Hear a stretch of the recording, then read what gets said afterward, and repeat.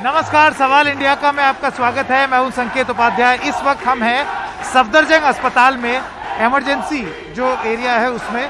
ये वही जगह है जहां पर मरीज आते हैं, एम्बुलेंस की लाइन लगी रहती है, लेकिन आज एम्बुलेंस की जगह आप देख सकते हैं कि डॉक्टर खुद आंदोलन कर रहे हैं, गद्दे लगाकर बैठ गए हैं। आंदोलन का कारण आप जानते ही हैं, कुछ दिनों से खबरों में चल रहा है।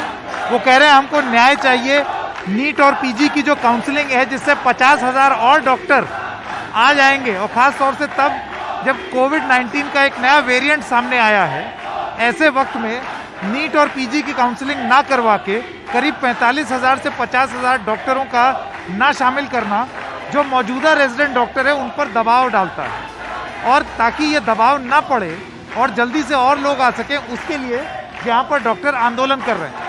लेकिन इस आंदोलन के चलते जो आलोचना हो रही है डॉक्टरों की, वो ये है कि बहुत सारे मरीज जो यहाँ पर आते हैं इलाज के लिए अलग अलग दिल्ली के अस्पतालों में, वो वापस जा रहे हैं, उनका इलाज नहीं हो पा रहा है। कुछ लोग कैमरे पर रो रहे हैं। डॉक्टरों से जब ये सवाल पूछा गया, उनका ये कहना था ये हमारा शौक नहीं है कि हम चाहे मरीज वापस भेज दें, ये हमारी मजबूरी है। सरकार से कई दौर की बातचीत चल रही है, लेकिन क्या इसका जल्दी से नतीजा ढूंढना या समाधान ढूंढना अब पहला कर्तव्य नहीं बन जाता सरकार का और डॉक्टरों का भी? एक और सर्द रात दिल्ली में और एक और आंदोलन। आइए बात करते हैं डॉक्टरों से। जैसे कि आप देख सकते हैं, ये आंदोलन लगातार चला जा रहा है। तमाम डॉक्टर नारेबाजी कर रहे हैं। इनमें से एक जत्था हेल्थ मिनिस्टर, स्वास्थ्य मंत्री से मिलने भी गया है कुछ समाधान ढूंढने के लिए। यहाँ पर कुछ डॉक्टर्स मेरे साथ हैं, आइए उनसे बात करते हैं। आपका शुभ नाम? मेरा नाम है डॉक्टर प्रतीक मुखर्जी। डॉक्टर मुखर्जी, ये बताइए मुख्य कारण क्या है इस धरने का? हमारा ये मुख्य कारण है, हम इसको 1 महीने से ये प्रोटेस्ट कर रहे हैं। हमारी जो नीट पीजी की एग्ज़ाम होती है वो हो गई है। काउंसलिंग जो है 6 महीने से डिले किया जा रहा है। सबसे बड़ी बात तो पहले ये हुई कि पहले एग्ज़ाम को बहुत बार डिले किया गया। फाइनली जब सेकेंड वेव ऑफ कोविड थोड़ा सा घटी तो एग्ज़ाम हुई। उसके बाद हमने सोचा कि हमारे हॉस्पिटल्स में नए डॉक्टर्स आएंगे, अराउंड 45,000 डॉक्टर्स आएंगे हमारा योगदान देने के लिए।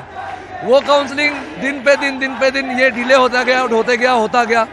फाइनली जब सुप्रीम कोर्ट में ये बात उठाई गई तो सुप्रीम कोर्ट में भी डेट पे डेट हमें मिलती रही।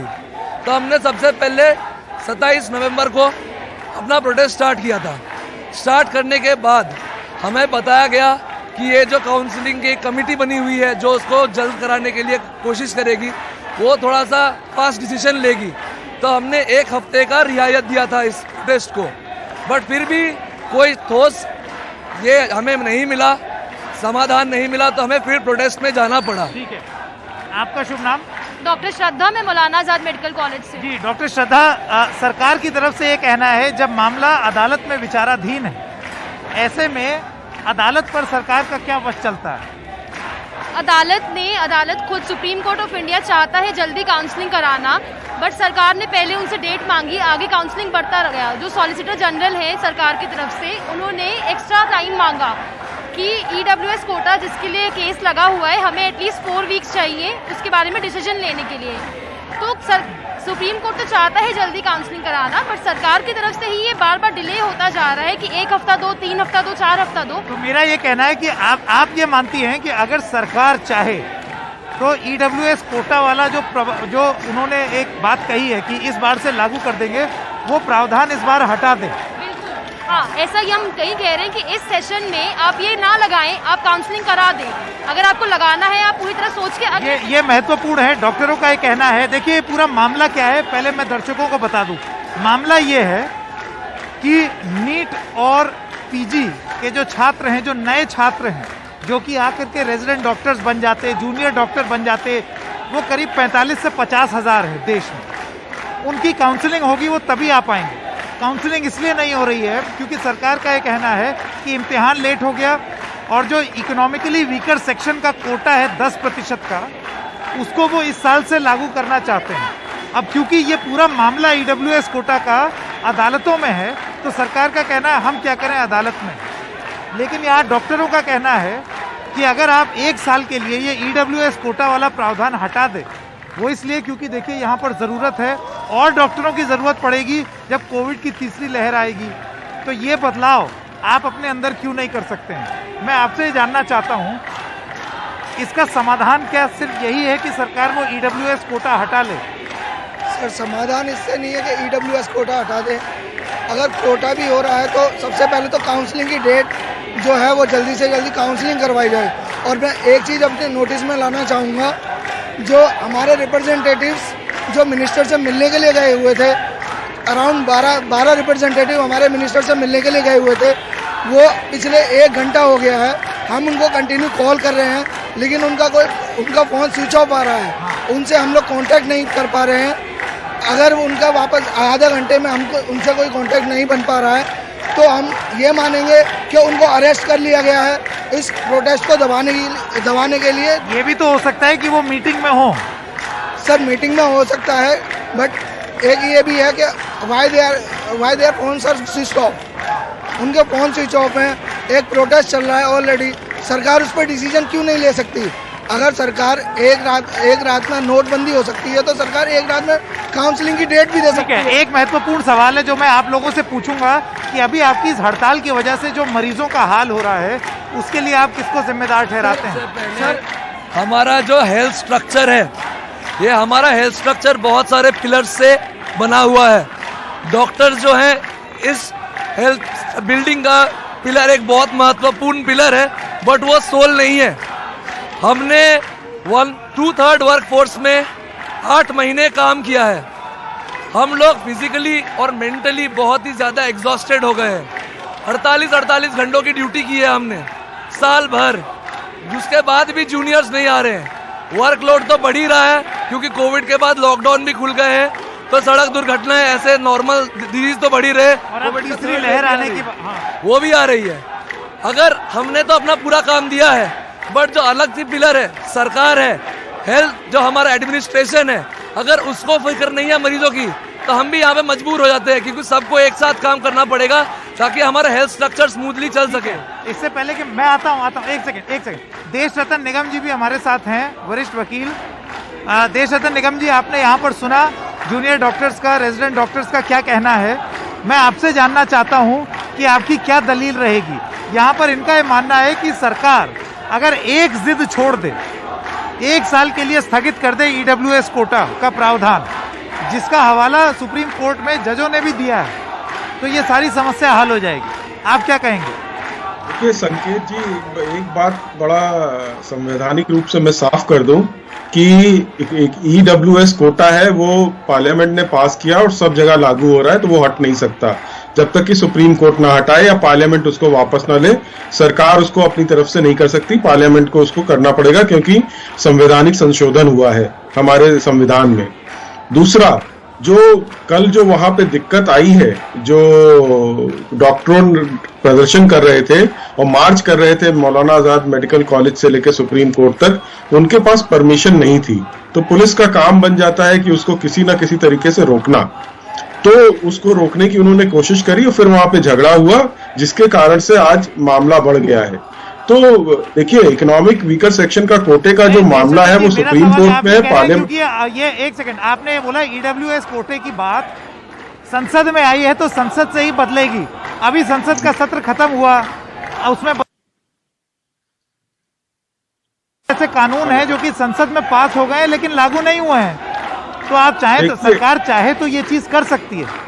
नहीं, देखिए, इकोनॉमिक वीकर सेक्शन बहुत ही सोच समझ के बनाया गया है, और वो जो कमजोर वर्ग है आर्थिक तौर पर, उनके लिए बनाया गया। उनका आप हक कैसे छीन सकते हैं? उनका नहीं हक छीन सकते, आपको रास्ता ढूंढना पड़ेगा इसका। लेकिन आप मुझे इसका रास्ता यही है कि काउंसलिंग, मैं पूरी कर लूं बात संकेत जी, मैं बात ये तो हम फंस गए ना कि उनका हक भी नहीं मारना। हाँ, बताएं।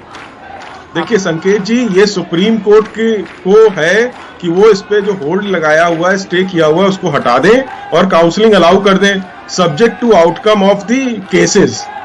तो सुप्रीम कोर्ट के हाथ में है ये मामला, सरकार के हाथ में नहीं है।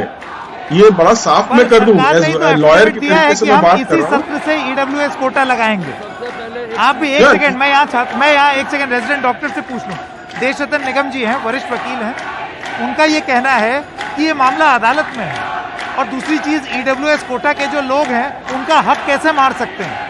ये मैं बात बिल्कुल इनकी मानता हूँ कि EWS कोटा के हम जो लोग हैं उनके हक नहीं मानते।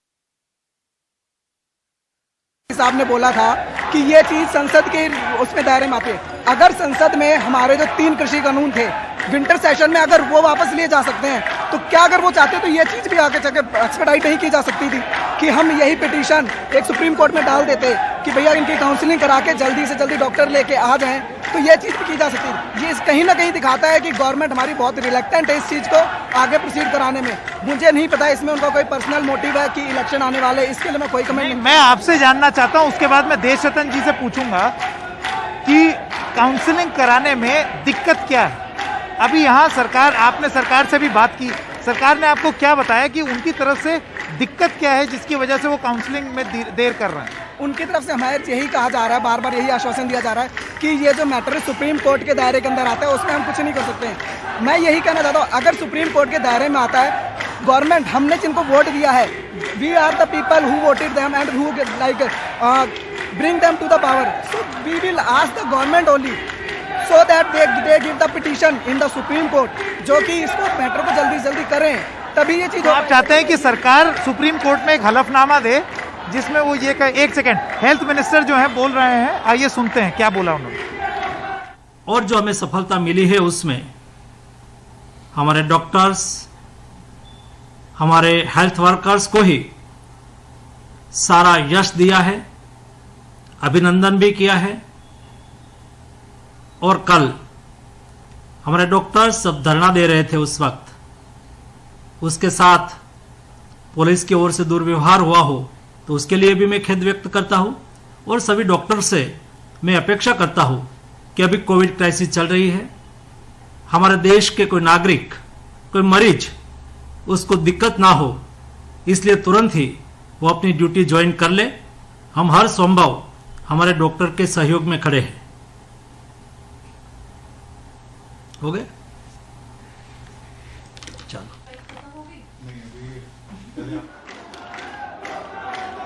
तो मनसुख मंडाविया जो कि स्वास्थ्य मंत्री हैं, उनकी तरफ संभव मदद है वो करने को तैयार हैं, लेकिन ये वक्त ऐसा है जिसकी वजह से वो आप लोगों से ये उम्मीद रखते हैं कि आप अपनी ड्यूटी पर वापस जाएंगे। और वो उन्होंने आश्वासन दिया है, उन्होंने इस पर आप किस तरीके से जवाब? आश्वासन हमें बहुत मिले हैं। ये लड़ाई हमारी नवंबर से चल रही है। जो 24 नवंबर को गवर्नमेंट ने दोबारा से जो हियरिंग की डेट दी थी 6 जनवरी को, हम लोग अभी जो करंटली हम बैठे हैं स्ट्राइक पे, हम 17 दिसंबर से स्ट्राइक पे हैं।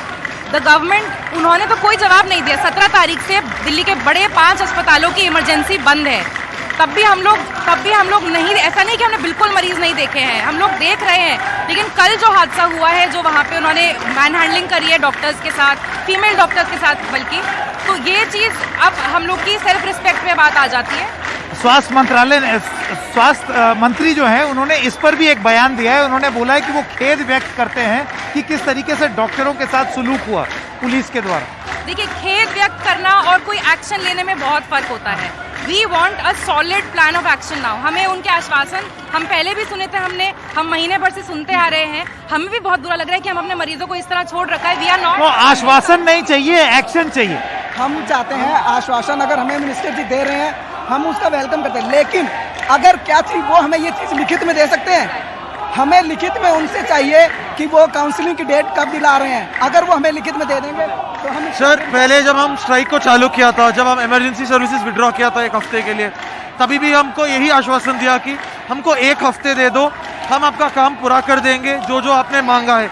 1 हफ्ते हमने रिज्यूम किया, हमारा सर्विसेज फुल फ्लेज किया, उसके बाद भी कुछ नहीं आया उनकी तरफ से। इसके बाद we were forced to restart the strike. उसके बाद दोबारा जब ऐसे मीटिंग्स होते रहे, हमको यही सुनाया गया कि 1 हफ्ते और दो, 1 हफ्ते और दो। हमको सिर्फ ऐसे वर्बल अश्योरेंस से नहीं चलेगा। मैं एक काम करता हूँ, देशरतन निगम जी से शुरू करते हैं। मैं उनसे पूछता हूँ कि इस समस्या का समाधान क्या है, और उसके बाद आप लोगों के पास एक एक करके आऊँगा कि आपको क्या लगता है समाधान क्या है, क्योंकि हमें एक समाधान की ओर ही जाना है ना। देशरतन निगम जी, आप मुझे समाधान बताइए, इसको कैसे सुलझाया जाए? संकेत जी, समाधान यही है कि सुप्रीम कोर्ट में डॉक्टर की एसोसिएशन जाएं और वहां पर बोलें कि काउंसलिंग अलाउ की जाए और वो subject to outcome of the case counselling ना रुके, जिससे काउंसलिंग चलती रहे। 10% इकोनॉमिक वीकर क्यों नहीं कर सकती? डॉक्टरों का कहना है कि ये जो हलफनामा है ये सरकार ही डाल दे। नहीं, सरकार का स्टैंड रहा है, लेकिन वो स्टे चल रहा है और सुप्रीम कोर्ट को इस पे कोई ना कोई फैसला लेना है।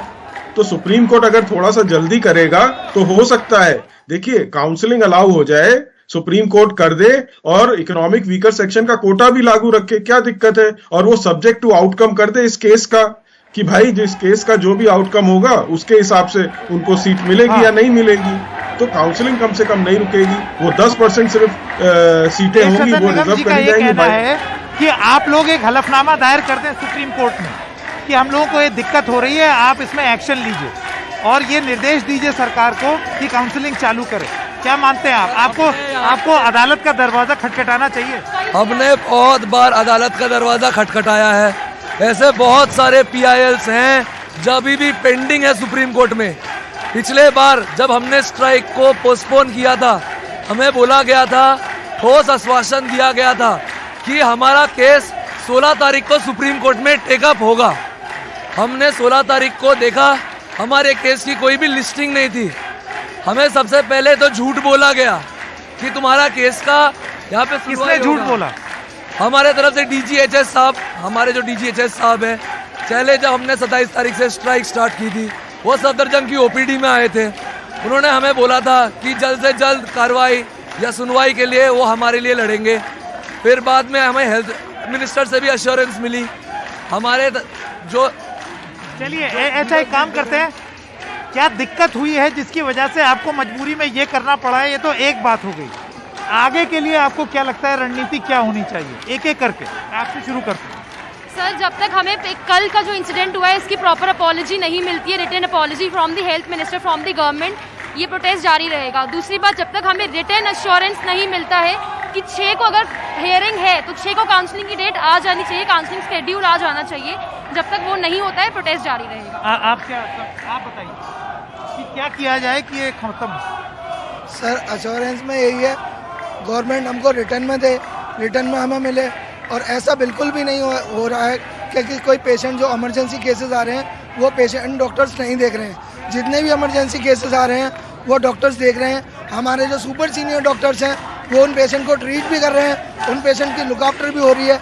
ऐसा कोई किसी लेकिन जब इतनी भारी मात्रा में रेजिडेंट डॉक्टर्स, आप लोग रीढ़ की हड्डी हैं, अगर आप नहीं रहेंगे स्वास्थ्य सुविधा में तो लोगों को दिक्कत होगी, आप मानते हैं कि नहीं? ये चीज करने के लिए हम सब यहाँ पे इकट्ठा हुए हैं, हम प्रोटेस्ट पे इसीलिए उतरे हैं, दिखाने के लिए कि हम कितने एसेंशियल हैं और आपने जो 1/3 लोगों को एडमिशन नहीं दिया है वो कितने इम्पोर्टेंट है हमारे हेल्थ केयर सिस्टम। उसी बैकबोन को और ज़्यादा स्ट्रॉन्ग करने के लिए ये प्रोटेस्ट चल रहा है। जो हमारे जूनियर डॉक्टर्स, ऑलरेडी इतने बच्चे हैं जो डिप्रेशन में जा चुके हैं, जिनको एडमिशन नहीं मिला, 1 साल से पेपर दे के बैठे हुए हैं वो लोग और उनको एडमिशन नहीं मिला। उनका ऑलमोस्ट करियर खत्म ही हो चुका है, पूरा मोरल डाउन हो चुका है उनका। काम कर रहे हैं वो भी डिप्रेशन में। हम यहाँ पे रेजिडेंट डॉक्टर पढ़ने भी आते हैं, मरीज देखना, पढ़ना, सीखना, ये हमारा मोटिव है, कुछ कर ही नहीं पा रहे हैं। हम लोग अभी तक भी 24 घंटे 48 घंटे कॉन्टिन्यूसली हमने कोविड में काम किया है, उसके बावजूद भी हम प्रोटेस्ट में उस टाइम पे नहीं आए। ये हम बिल्कुल मजबूर हो चुके थे जाके, जब हमें सरकार से कोई उम्मीद नहीं रही तब हम जाके इस हद तक। अच्छा देखिए, आप जानते हैं कि ये जो स्वास्थ्य सुविधाएं होती हैं वो एसेंशियल सर्विसेज में आती हैं, यानी कि अगर सरकार चाहे तो वो एसेंशियल सर्विसेज मेंटेनेंस एक्ट यानी कि एस्मा लागू कर सकती है। ऐसा करेगी तो उसके बाद फिर आपको काम पर जाना पड़ेगा। सर, अगर गवर्नमेंट एस्मा लगाएंगे तो उसको और भी होना है, उसका रिस्पॉन्सिबिलिटी की डॉक्टर्स और भी लाना है। अगर एसेंशियल सर्विसेज मेंटेन करना है तो लोग तो चाहिए ना मेंटेन करने के लिए। अगर एडमिशन नहीं हो रहे तो कहाँ से लोग आएंगे एसेंशियल सर्विसेज मेंटेन करने के लिए? अभी तक ये बताया जा रहा है कि कोई इमरजेंसी सर्विसेज अभी बंद नहीं हुई है। जब से हम प्रोटेस्ट पे है, फॉर द लास्ट 1 मंथ हम लोग प्रोटेस्ट पे है। हमारे जितने भी कंसल्टेंट्स है सर्विस बस हम नहीं देते, हमारे जो सीनियर डॉक्टर्स है वो भी देते हैं। वो अपनी OPD, वो अपनी इमरजेंसी सर्विसेज सब चलाए जा रहे हैं, तो पेशेंट केयर बिल्कुल भी सफर नहीं हुआ है। नहीं, ऐसा तो नहीं है। ऐसा तो इसलिए नहीं है क्योंकि भाई जब इतने भारी मात्रा में रेजिडेंट डॉक्टर्स नहीं रहेंगे तो मरीजों को दिक्कत तो आएगी। हाँ, ये तो आप मानते हैं। हाँ, तो ये कहना है कि मरीजों को दिक्कत ही नहीं हुई, शायद वो पूरी तरीके से सही ना हो। बट एक और चीज़ है कि आप जैसे बता रहे हो कि मरीज अफेक्ट हो रही है, हाँ डेफिनेटली अफेक्ट हो रही है, पर जो जिस तरीके से हॉस्पिटल, हमारा बस कहना ये है कि अगर जैसे हम आज प्रोटेस्ट पे है तो हमारे कंसल्टेंट सफ़र कर रहे हैं ना, क्योंकि उनको अकेले मैनेज करना पड़ रहा है, तो हम बस यही पोर्ट्रे करना चाहते हैं कि अगर वो हमें 10 लोग और दे देंगे तो प्रोबेबली यही पेशेंट क्या और अच्छे से देखा जाएगा। दूसरी बात यह है कि आप खुद बताइए, आप किसी डॉक्टर के पास जाएंगे जो 48 घंटे काम कर करके थक चुके हैं मेंटली, वो किसी मरीज को कैसे ठीक करेंगे? वो खुद मेंटली एग्जॉस्टेड है, वो खुद मेंटली बीमार है। और हम ये पिछले एक, और आपको लगता है कि ये सारी चीजें तीसरी लहर के आने से एकदम पहले हो रही है, ये सबसे बड़ा दुर्भाग्य की बात है। एग्जैक्टली पिछले लहर में ऑक्सीजन नहीं था, डॉक्टर्स थे हमारे पास, उससे पहले लहर में हमारे पास एक्सपीरियंस नहीं था, और ये इस लहर पे आखिर मतलब सरकार को यही अपनी तरफ से तैयारी करनी है, तो एटलीस्ट दिस इज द मतलब बेयर मिनिमम स्टेप अगर वो ले सकते हैं। आप सब लोगों का बहुत, हाँ कुछ कहना चाह रहे थे? मैं कहना चाहता था कि जैसे कि अभी कोविड की 3rd वेव हम एक्सपेक्ट कर रहे हैं कि आने वाली है, लेकिन मुझे जिस हिसाब से सरकार का रवैया है, मुझे ऐसा लगता है सरकार बिल्कुल भी इसको लेकर प्रिपेयर नहीं है, और वो जो सच्चाई है उसके साथ मतलब सच्चाई का सामना नहीं करना चाहती है। इस वजह से वो रिक्रूटमेंट को भी रोका और उस चीज़ को सीरियस नहीं ले रही है। इसके लिए मेरी सरकार से हाथ जोड़ के विनती है कि प्लीज़ पेशेंट के साथ मत खेलिए आप लोग, हमारे साथ आप जो करते हैं ठीक है, हमारे साथ साथ पेशेंट को जरूर मतलब जो उनकी हालत है उसको बिगाड़िए मत। मैं आपसे इसी के साथ मतलब आप सब लोगों का बहुत बहुत धन्यवाद। इससे पहले कि हम ये भाग खत्म करें, कनन पात्रा कैमरा उठा करके दिखाएंगे। ये है रेजिडेंट डॉक्टर्स का जो आंदोलन चल रहा है, यहाँ पर गद्दे बिछा दिए गए हैं यहाँ पर, और धरना प्रदर्शन जारी है। जैसे कि आप देख सकते हैं नारेबाजी हो रही है। एक छोटे से ब्रेक के लिए जाएंगे और ब्रेक के बाद आपको सुनाएंगे उन मरीजों का हाल जिनको तकलीफ हो रही है इस आंदोलन की वजह से। वक्त है एक छोटे से ब्रेक का।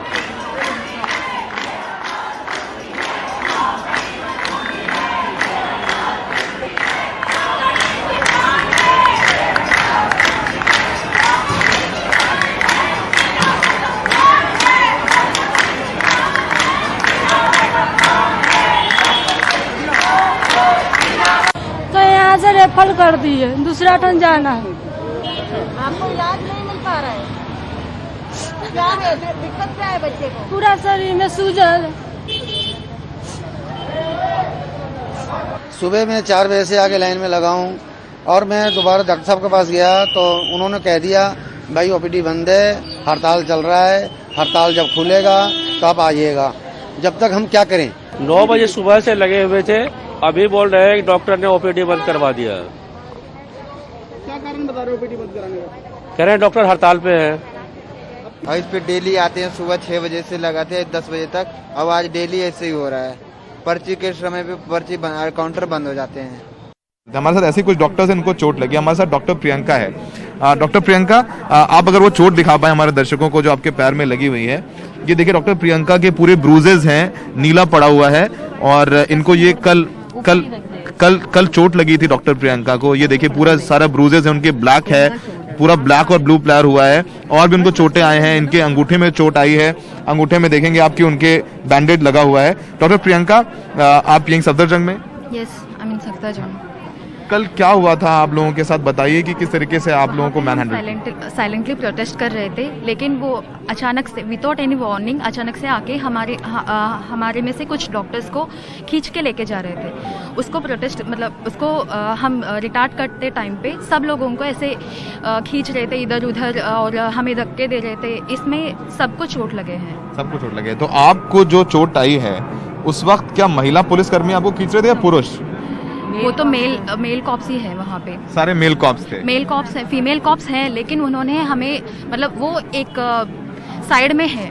मेल कॉप्स मेनली सब लोगों को हैंडल कर रहे हैं। Male cops. तो आपके पैर में चोट है, कहाँ चोट आई है?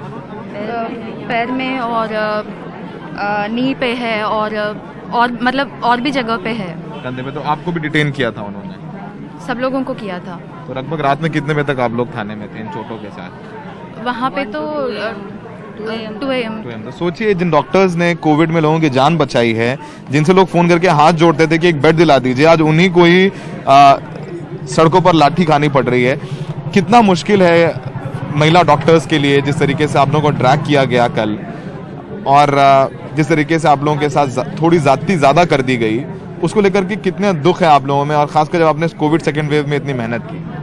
दुख से ज़्यादा तो गुस्सा आ रहा है। मतलब आम जनता के भी अपने राइट्स होते हैं। हम यहाँ पे इतना हेल्थ केयर सिस्टम को सब संभालते हैं, सब डॉक्टर्स, ऊपर से बोलते हैं इंडिया में ये है, फीमेल्स का ये है, फीमेल डॉक्टर्स तक के तो साथ ये हो रहा, तो आम जनता के साथ क्या होता होगा पता नहीं क्यों ऐसा बोलते हैं कि फीमेल्स बहुत सेफ है, ये है वो है।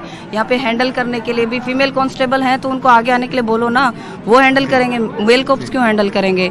ये तो इससे तो गुस्सा आ रहा है। दुख तो मेंटली, फिजिकली, इमोशनली तो ड्रेन्ड और ऐसे टॉर्चर्ड फील हो रहा है, तो गुस्सा तो आ ही रहा है। कल हमारे डॉक्टर्स सब धरना दे रहे थे, उस वक्त उसके साथ पुलिस की ओर से दुर्व्यवहार हुआ हो तो उसके लिए भी मैं खेद व्यक्त करता हूं, और सभी डॉक्टर से मैं अपेक्षा करता हूं कि अभी कोविड क्राइसिस चल रही है, हमारे देश के कोई नागरिक, कोई मरीज, उसको दिक्कत ना हो, इसलिए तुरंत ही वो अपनी ड्यूटी ज्वाइन कर ले। हम हर संभव हमारे डॉक्टर के सहयोग में खड़े हैं। हमारे रेसिडेंट डॉक्टर कई दिनों से काउंसलिंग स्टार्ट करने के लिए और तुरंत ही काउंसलिंग स्टार्ट हो इसके लिए अपना विरोध दर्ज कर रहे हैं, धरना दे रहे हैं। सभी रेसिडेंट डॉक्टर के साथ मेरी आज विस्तार से मीटिंग हुई है। सुप्रीम कोर्ट में केस सब जुडिशियल होने से हम काउंसलिंग नहीं कर पा रहे हैं, लेकिन 6 तारीख को सुप्रीम कोर्ट में सुनवाई है। उसके पहले भारत सरकार की ओर से हम सुप्रीम कोर्ट में हमारा रिपोर्ट सबमिट कर देंगे, और मैं अपेक्षा करता हूं कि तुरंत ही काउंसलिंग स्टार्ट हो जाए। यहाँ पर कुछ डॉक्टर्स मेरे साथ हैं, आइए उनसे बात करते हैं। आपका शुभ नाम? मेरा नाम है डॉक्टर प्रतीक मुखर्जी। डॉक्टर मुखर्जी, ये बताइए मुख्य कारण क्या है इस धरने का? हमारा ये मुख्य कारण है, हम इसको 1 महीने से ये प्रोटेस्ट कर रहे हैं। हमारी जो नीट पीजी की एग्ज़ाम होती है वो हो गई है, काउंसलिंग जो है 6 महीने से डिले किया जा रहा है। सबसे बड़ी बात तो पहले ये हुई कि पहले एग्ज़ाम को बहुत बार डिले किया गया। फाइनली जब सेकेंड वेव ऑफ कोविड थोड़ा सा घटी तो एग्ज़ाम हुई। उसके बाद हमने सोचा कि हमारे हॉस्पिटल्स में नए डॉक्टर्स आएंगे, अराउंड 45,000 डॉक्टर्स आएंगे हमारा योगदान देने के लिए।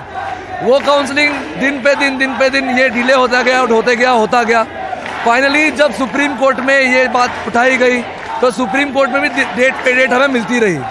तो हमने सबसे पहले 27 नवंबर को अपना प्रोटेस्ट स्टार्ट किया था। स्टार्ट करने के बाद हमें बताया गया कि ये जो काउंसलिंग की कमेटी बनी हुई है जो उसको जल्द कराने के लिए कोशिश करेगी, वो थोड़ा सा फास्ट डिसीजन लेगी। तो हमने 1 हफ्ते का रियायत दिया था इस प्रोटेस्ट को, बट फिर भी कोई ठोस ये हमें नहीं मिला, समाधान नहीं मिला, तो हमें फिर प्रोटेस्ट में जाना पड़ा। ठीक है, आपका शुभ नाम? डॉक्टर श्रद्धा, मैं मौलाना आजाद मेडिकल कॉलेज से। जी डॉक्टर श्रद्धा, सरकार की तरफ से ये कहना है जब मामला अदालत में विचाराधीन है, ऐसे में अदालत पर सरकार का क्या वश चलता है? अदालत खुद सुप्रीम कोर्ट ऑफ इंडिया चाहता है जल्दी काउंसलिंग कराना, बट सरकार ने पहले उनसे डेट मांगी, आगे काउंसलिंग बढ़ता गया। जो सॉलिसिटर जनरल है सरकार की तरफ से, उन्होंने एक्स्ट्रा टाइम मांगा कि ईडब्ल्यूएस कोटा जिसके लिए केस लगा हुआ है, हमें एटलीस्ट 4 वीक्स चाहिए उसके बारे में डिसीजन लेने के लिए। तो सुप्रीम कोर्ट तो चाहता है जल्दी काउंसलिंग कराना, बट सरकार की तरफ से ही ये बार बार डिले होता जा रहा है कि 1 हफ्ता दो, 3 हफ्ता दो, 4 हफ्ता दो। तो मेरा ये कहना है कि आप ये मानती हैं कि अगर सरकार चाहे तो ईडब्ल्यूएस कोटा वाला जो उन्होंने एक बात कही है कि इस बार से लागू कर देंगे, वो प्रावधान इस बार हटा दें? हाँ, ऐसा ही हम कहीं कह रहे हैं कि इस सेशन में आप ये ना लगाएं, आप काउंसलिंग करा दें। अगर आपको लगाना है आप पूरी तरह सोच के ये महत्वपूर्ण है। डॉक्टरों का ये कहना है। देखिए पूरा मामला क्या है, पहले मैं दर्शकों को बता दूं। मामला ये है कि नीट और पीजी के जो छात्र हैं, जो नए छात्र हैं, जो कि आकर के रेजिडेंट डॉक्टर्स बन जाते, जूनियर डॉक्टर बन जाते, वो करीब 45 से 50 हज़ार है देश में। उनकी काउंसलिंग होगी, वो तभी आ पाएंगे। काउंसलिंग इसलिए नहीं हो रही है क्योंकि सरकार का ये कहना है कि इम्तिहान लेट हो गया, और जो इकोनॉमिकली वीकर सेक्शन का कोटा है 10% का, उसको वो इस साल से लागू करना चाहते हैं। अब क्योंकि ये पूरा मामला ईडब्ल्यूएस कोटा का अदालतों में है, तो सरकार का कहना है हम क्या करें अदालत में। लेकिन यहाँ डॉक्टरों का कहना है कि अगर आप 1 साल के लिए ये EWS कोटा वाला प्रावधान हटा दें, वो इसलिए क्योंकि देखिए यहाँ पर ज़रूरत है और डॉक्टरों की ज़रूरत पड़ेगी जब कोविड की तीसरी लहर आएगी।